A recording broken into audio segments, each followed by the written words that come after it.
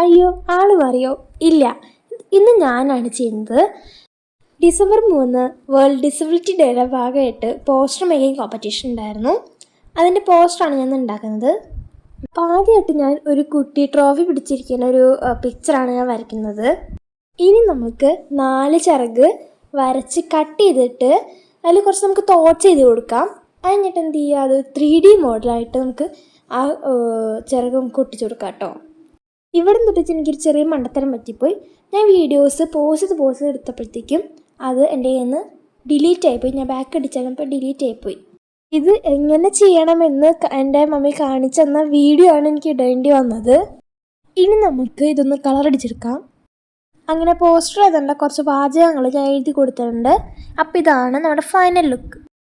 പരിമിതികളോട് പോരാടുന്ന എൻ്റെ ഭിന്നശേഷി സുഹൃത്തുക്കൾക്കായി ഞാൻ ഇത് സ്നേഹത്തോടെ സമർപ്പിക്കുകയാണ്. അപ്പോൾ അത് ഇതുപോലെയാണ് നമ്മൾ 3D ആയിട്ട് സെറ്റ് ചെയ്ത് കൊടുത്തത്.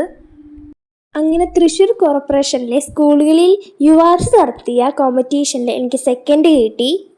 ഇത് ഞാൻ ഒട്ടും എക്സ്പെക്റ്റ് ചെയ്തില്ല. Thank you URC. Thank you all. By.